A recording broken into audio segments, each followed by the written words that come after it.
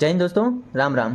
तो आज हम पढ़ेंगे हमारा फोर्थ चैप्टर जो क्लास 7th का है, हीट। ठीक है, हीट इसके बारे में आप सब जानते हैं, हीट क्या, टेम्परेचर से रिलेटेड। ठीक है, देखो अब इसमें हम इंट्रोडक्शन में क्या पढ़ेंगे, टेम्परेचर, मेजरमेंट ऑफ हॉटनेस और कोल्डनेस। टेम्परेचर का मतलब क्या होता है, कोई भी चीज़, किसी भी चीज़ का जब हम मेजर करते हैं, क्या हॉटनेस या फिर कोल्डनेस, उसी को हम क्या कहते हैं, टेम्परेचर।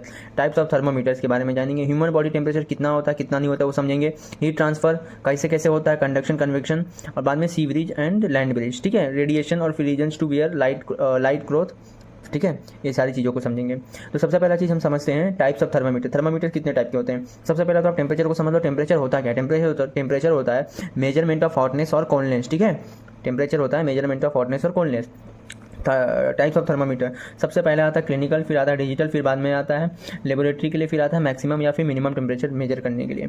तो जो सबसे पहले पुराना आता था ना, जिसमें मर्क्यूरी रहता था हमारा, वो क्लिनिकल कहते थे उसे। उसका रेंज कितना रहता था, 35 से लेकर 42 डिग्री। ठीक है, अब वही फ़ारेनहाइट में करेंगे तो 94 फ़ारेनहाइट, 94 to 108।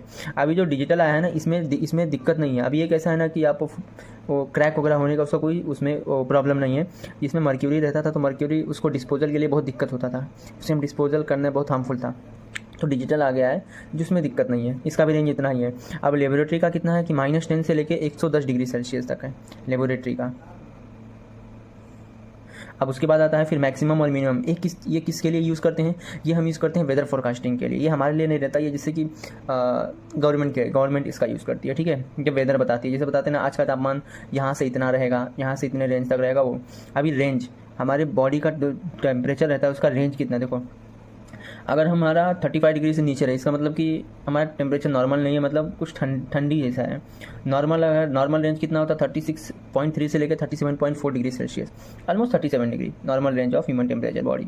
फीवर कितना रहता है, 37 से जब ऊपर चला जाएगा तो फीवर है। हाई फीवर कब होता है, जब 39 डिग्री से ऊपर होता है। ठीक है, और वेरी हाई फीवर जब आप 40 डिग्री क्रॉस कर लेता है। ठीक है, ये आपके थर्मामीटर का रेंज उसके हिसाब से है।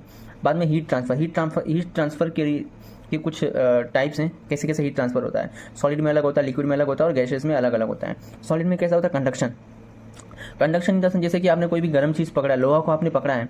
ठीक है, जैसे कोई आपने लोहा को पकड़ा है। ठीक है, तो लोहा का जो जहाँ मान लो यहाँ पे फ्लेम है, ठीक है, यहाँ पे फ्लेम जल रहा है, आपने लोहे से पकड़ा है, तो लोहा जो जल रहा है उस टिप से लेकर आपके यहाँ तक वो हीट ट्रांसफ़र हो जाएगा, उसी को कंडक्शन कहते हैं। अब ये चीज़ लिक्विड में पॉसिबल नहीं है। लिक्विड में क्या होता है, कन्वेक्शन होता है। लिक्विड और गैसेस में क्या होता है, कन्वेक्शन होता है। ठीक है, जैसे कि ये बॉईल हो रहा है, ठीक है, ये वाला, ये कन्वेक्शन केस में आ जाता है। फिर रेडिएशन क्या होता है, रेडिएशन जो गैस में फ्लो होता है। रेडिएशन किस में होता है, गैस में फ्लो होता है। जैसे कि जब बर्नर के ऐसे बगल में से आप हाथ लगाएंगे तो आपको आँच लगती है। ठीक है, तो वो रेडिएशन के थ्रू होता है। किसके थ्रू होता है, रेडिएशन के थ्रू होता है। ठीक है, वहाँ पर रेडिएशन की वजह से हीट ट्रांसफर होता है। कन्वेक्शन किस में होता है, लिक्विड में होता है। ठीक है, लिक्विड और